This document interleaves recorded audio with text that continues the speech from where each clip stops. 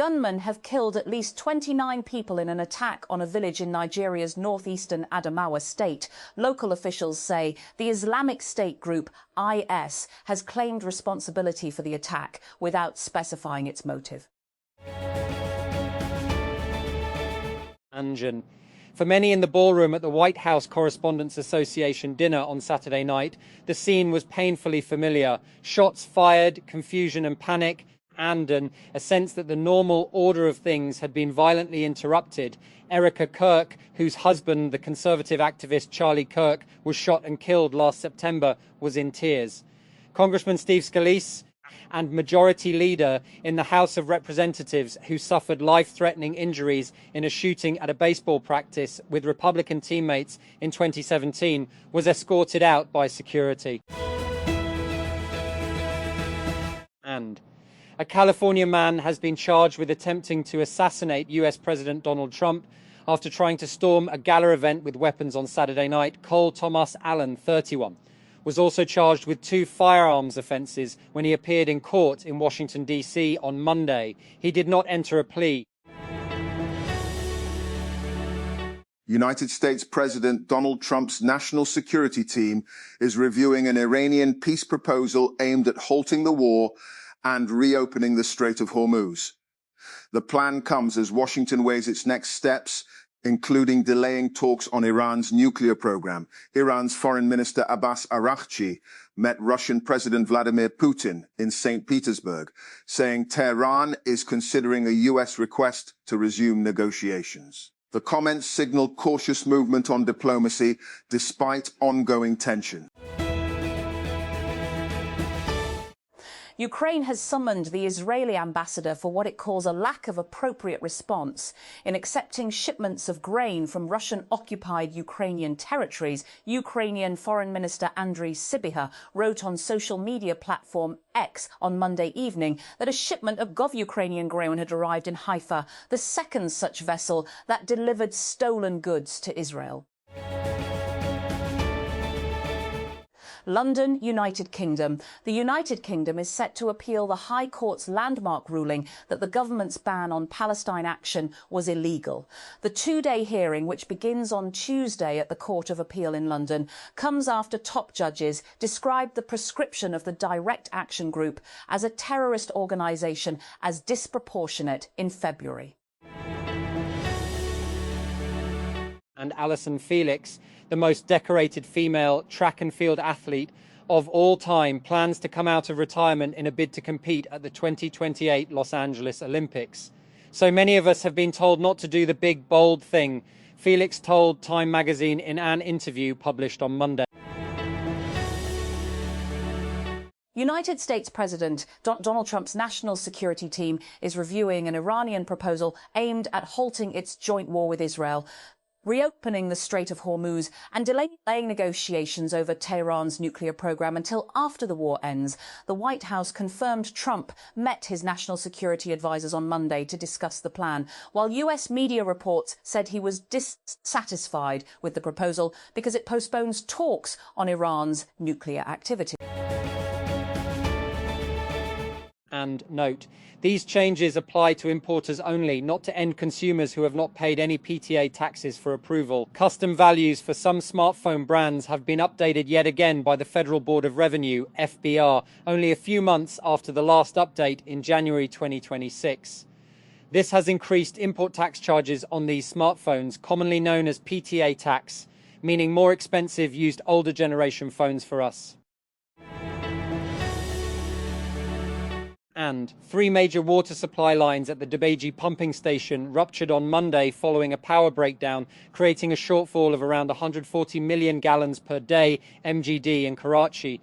The Karachi Water and Sewerage Corporation, KWSC, said 3 72-inch transmission mains were damaged after a sudden power outage at around 2:30 p.m.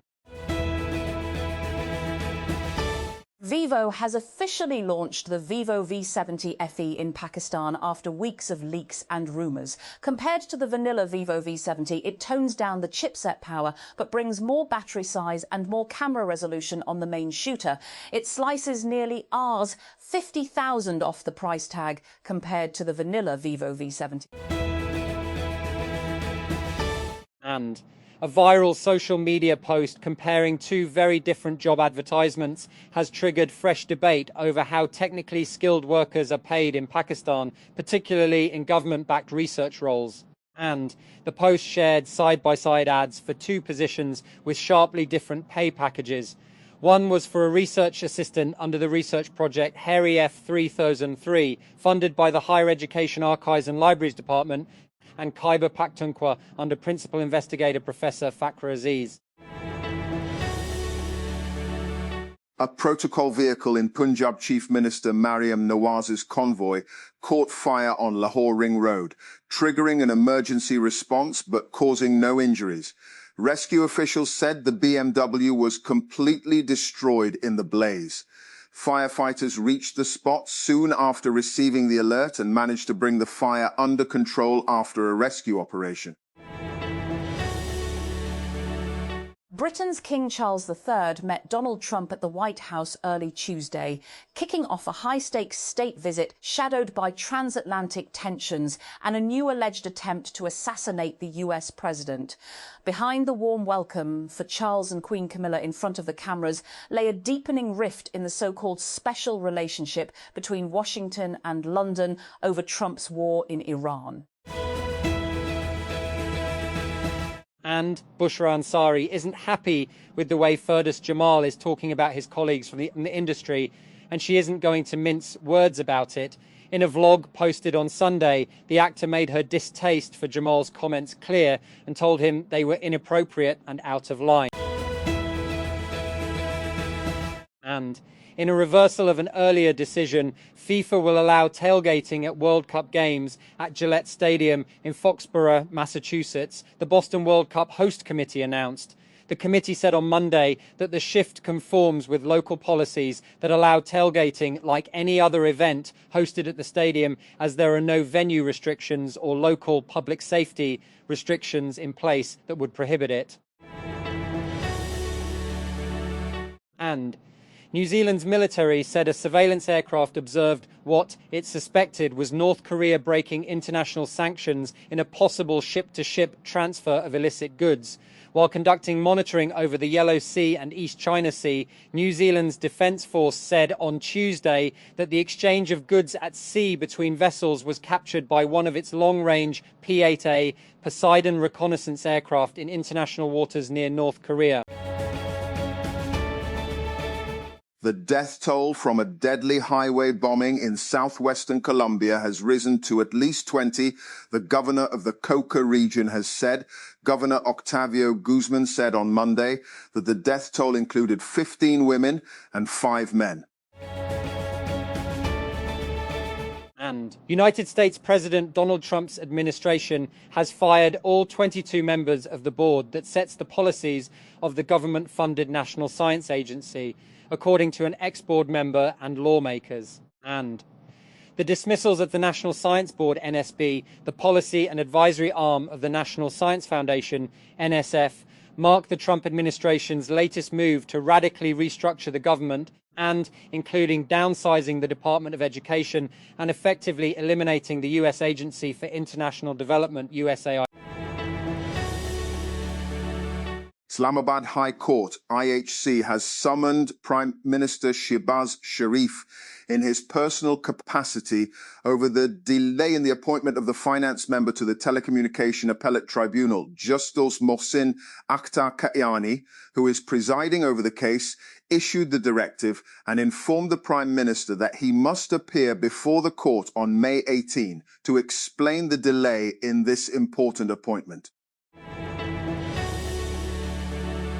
And Google may be preparing changes to the Fitbit brand based on new references spotted in app stores and software listings. There has been no official announcement, but recent findings have led to speculation that Google could move Fitbit's software services under a broader Google Health identity. And the Punjab Assembly on Monday passed the Child Marriage Restraint Bill 2026, setting 18 years as the minimum legal age for marriage for both boys and girls and declaring underage marriage a non-bailable offence. Punjab Parliamentary Affairs Minister Muttaba Shujau Rehman presented the bill in the Assembly, but the proceedings began with controversy as lawmakers were not initially provided copies of the draft. The Federal Constitutional Court has suspended a key ruling of the Lahore High Court that had struck down parts of the Passport Rules 2021, restoring the federal government's authority to block passports and impose travel bans on deportees and suspected human traffickers. A three-judge bench led by Justice Syed Hassan Azhar Rizvi granted interim relief while hearing an appeal filed by the Directorate General of Immigration and Passports. Pakistan has made significant progress in digitizing its passport system as authorities push to modernize services and improve transparency for citizens. According to officials from the Directorate General of Immigration and Passports, the Director General chaired a high-level meeting to review ongoing digitalization efforts. And United Nations. Pakistan told the United Nations Security Council on Monday that it remains firmly committed to a peaceful resolution of the escalating Iran-United States conflict and warning that the continued closure of the Strait of Hormuz could trigger severe global economic and security consequences, speaking at a high-level UNSC debate on the safety and protection of waterways in the maritime domain. And Pakistan's permanent representative Azim Iftikhar Ahmad underscored the urgent need to restore maritime stability and ensure uninterrupted global trade flows.